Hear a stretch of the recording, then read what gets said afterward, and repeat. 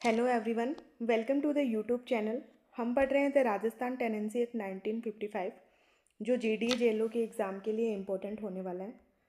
इससे पहले हमने स्टाम्प एक्ट को पूरा कवर किया है और सेक्शन 46A तक अपलोड किया जा चुका है। आज पढ़ेंगे हम सेक्शन 47 जो कि है चैप्टर 4 54A तक है और लास्ट में हम कुछ एमसीक्यू को करेंगे।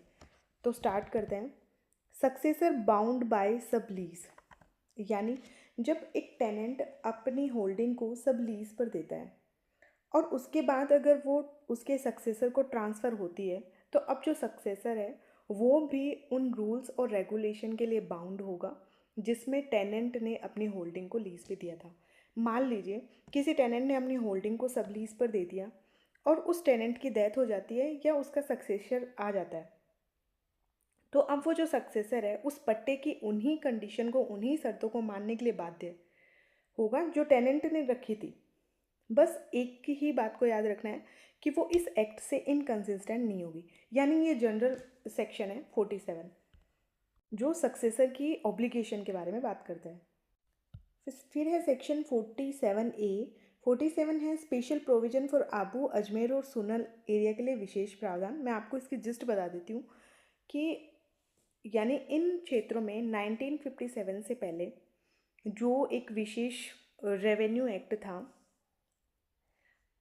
उससे पहले जो भी सेल, गिफ्ट या लीज किए गए थे वो पुराने नियमों और शर्तों के अनुसार ही चलती रहेगी। इस एक्ट के यानी 1955 की सेक्शंस उसे प्रभावित नहीं करेगी। तो applies only to specific in area को अप्लाई होता है। तो अगर कोई भी गिफ्ट वगैरह 1957 से पहले किया गया है तो वो ही अप्लाई होंगे, ये एक्ट नहीं होगा, चाहे वो कोई सेल हो, मोर्गेज, लीज या सब लीज हो और या फिर कोई भी ट्रांसफ़र क्यों ना हो। The right and liabilities under this old transfer continue to be governed by the term of transfer agreement. The law in force immediately before 1957 से पहले जो भी एक्ट है वो ही अप्लाई होगा। Specific clause make certain enforcement provision applies mutandis, यानी वैसे के वैसे अप्लाई होना। दीज राइट्स एंड लाइबिलिटी यानी वैसे के वैसे अप्लाई हो जाएंगे। इसकी बात करता है सेक्शन 47A। इतना इंपॉर्टेंट नहीं लग रहा मुझे। अगर आपको पढ़ना है तो आप इसको डिटेल में, काफ़ी लेंदी दे रखा है, बेरेक में पढ़ सकते हैं। सेक्शन 48 से थोड़ा सा अलग कॉन्सेप्ट हो गया कि एक्सचेंज ऑफ लैंड, यानी ये सेक्शन बताता है कि आपस में ज़मीन को, होल्डिंग को एक्सचेंज कैसे कर सकते हैं। तो इसमें है कि transfer of some same class में एक्सचेंज, सेम अगर है तो वो एक्सचेंज कर सकते हैं। अगर एक ही भूस्वामी की प्रॉपर्टी है तो उसे भी एक्सचेंज किया जा सकता है, लेकिन उस भूस्वामी के रिटर्न में कंसेंट होनी ज़रूरी है। मान लीजिए वो प्रॉपर्टी एक से ज़्यादा है और एक से ज़्यादा लैंड होल्डर है, तो अब उन सब की कंसेंट, रिटर्न कंसेंट की आवश्यकता होगी एक्सचेंज करने में। और एक्सेप्शन है ये SC ST को लागू नहीं होगा, यानी SC ST, non SC ST को प्रॉपर्टी एक्सचेंज नहीं कर सकता। ये है section 48।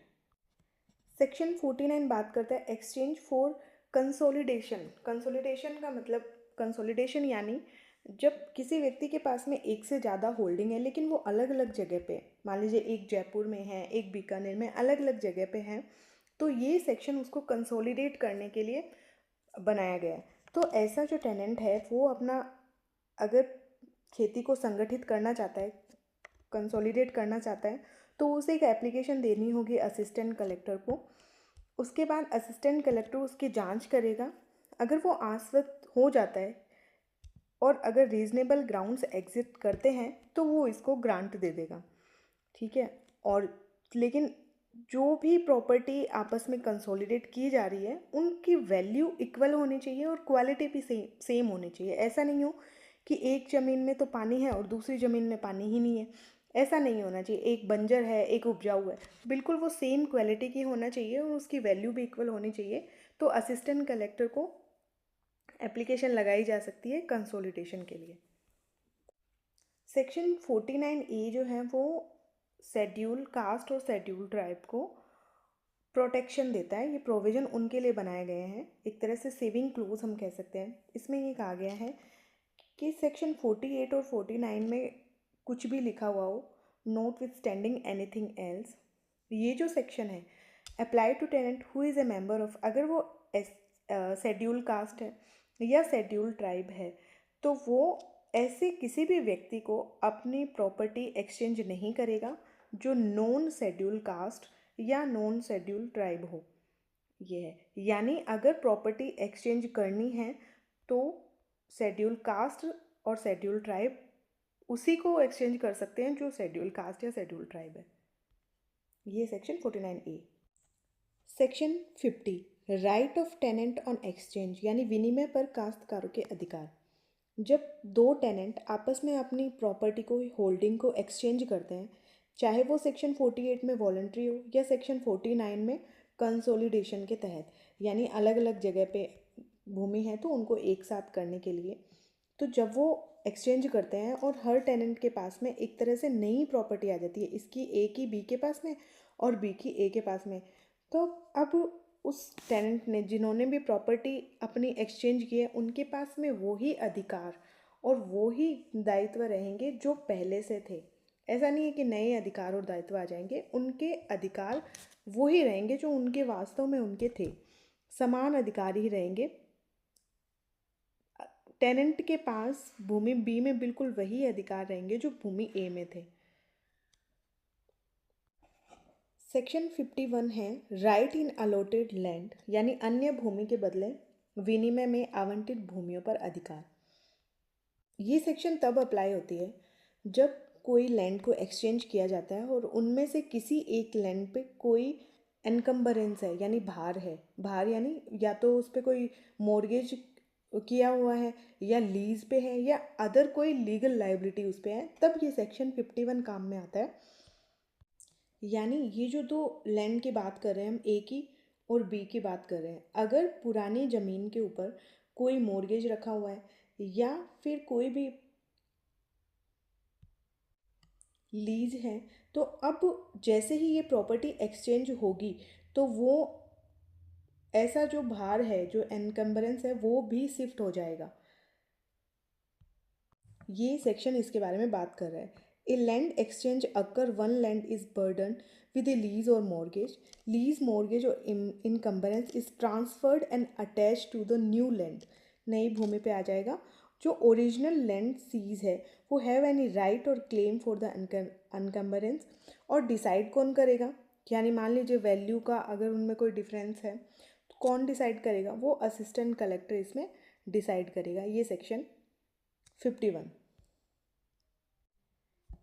Section 52 entry of exchange in record of rights, कि हमने देखा कि सेक्शन 48 वॉलेंट्री और 49 में कंसोलिडेशन के तहत जो भी प्रॉपर्टी को एक्सचेंज किया गया है उसको प्रविष्टि की जाएगी, किस में की जाएगी, रिकॉर्ड्स ऑफ राइट्स में, जिसे कहते हैं अधिकार अभिलेख, इसमें इसकी एंट्री की जाएगी। ये सेक्शन 52 है, जिसे जनरल जमाबंदी या खतौनी भी कहते हैं। जमाबंदी या खतौनी किस लिए किया जाता है, ये ताकि कानूनी वैधता और विवादों की रोकथाम की जा सके, कानूनी मान्यता सुनिश्चित की जा सके और भविष्य के स्वामित्व के मुद्दों को रोकना है। सेक्शन 53 बात करता है डिवीज़न ऑफ होल्डिंग, जमीन का या होल्डिंग का विभाजन कैसे कैसे दे रखा है, कैसे किया जा सकता है। तो इसके लिए दो प्रोविज़न दे रखा है। एक तो बाय एग्रीमेंट, आपसी समझौते से कर सकते हैं को टेनेंट सह काश्तकारों के बीच में होल्डिंग का भी, और जो भी उस पर रेंट की दर है उसको आपसी समझौते से डिसाइड किया जा सकता है। दूसरा, by the decree of court, court की डिक्री के द्वारा किया जा सकता है। कोर्ट ऐसा होना चाहिए जो कॉम्पिटेंट हो, वो डिसाइड करे कि रेंट का डिस्ट्रीब्यूशन कैसे किया जाएगा और होल्डिंग का डिस्ट्रीब्यूशन कैसे किया जाएगा। सब क्लोज 4 ये कहता है कि हर बंटवारे के बाद में सभी सह काश्तकार को टेनेंट को भूस्वामी से सम्मति लेना जरूरी है, और अगर एक से अधिक होल्डिंग है तो एक ही सूट में उन सभी होल्डिंग को डिसाइड किया जा सकता है। ये सेक्शन 53। तो चैप्टर 4 जो था वो हमारा था 38 से लेके 53A तक, 54A तक, सॉरी 54A तक, जिसमें 54 और 54A ओमिटेड है। अब हम इससे रिलेटेड कुछ MCQ प्रैक्टिस करते हैं। सेक्शन 47 के तहत वैध उपपट्टे की शर्तों के लिए कौन बाध्य है? 47 में किसकी बात की गई थी? The successor in interest of the tenant, मतलब वही लाइबिलिटी होगी उसकी, वही राइट्स होंगे अगर सक्सेशन में मिल रहे हैं सब लीज तो। सेक्शन 48 के अनुसार समान वर्ग के काश्तकारों के बीच भूमि के विनिमय के लिए, एक्सचेंज के लिए किसकी सहमति आवश्यक है? तो किसकी सहमति आवश्यक है? लैंडलॉर्ड की सहमति आवश्यक है। सेक्शन 49 के तहत कंसोलिडेशन के लिए अगर एक्सचेंज किया है तो वो एप्लीकेशन किसे दिया जाएगा? इंपॉर्टेंट क्वेश्चन है, असिस्टेंट कलेक्टर को। सेक्शन 49A किस श्रेणी के सदस्यों द्वारा भूमि के विनिमय पर प्रतिबंध लगाता है? तो SC ST की हमने बात करी थी इसमें, हाँ सी हो जाएगा इसमें, SC और ST को लेकर। क्वेश्चन 5, क्या धारा 49A के तहत SC ST टेनेंट किसी ऐसे व्यक्ति के साथ भूमि बदल सकता है जो SC ST नहीं है? तो ये सेक्शन इस पे रिस्ट्रिक्शन लगाती है, प्रोहिबिट करती है, तो इसका आंसर होगा नहीं, नहीं बदला जा सकता, नहीं ये प्रतिबंधित है, तो सेक्शन इसमें बी हो जाएगा आंसर। नेक्स्ट क्वेश्चन है, under section 47 who is bounded by the term of a valid sublease, हमने अभी अभी क्वेश्चन किया था पहले भी, the successor in interest of the tenant. Second question है, according to the section 48 whose written consent is mandatory for the exchange of land between tenant of same class, तो the land holder. Under section 49 an application for exchange land for consolidation is made to which officer? Assistant collector. Under section 48 who is a made of the term of consolidation?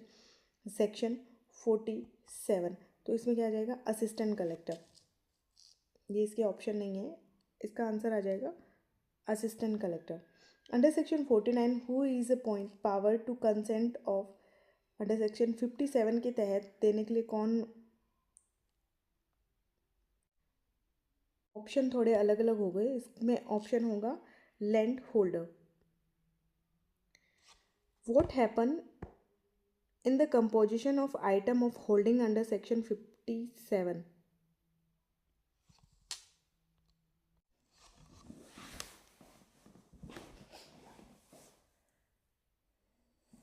तो आज के लिए इतना ही, मिलते हैं next session में। Thank you so much, keep watching.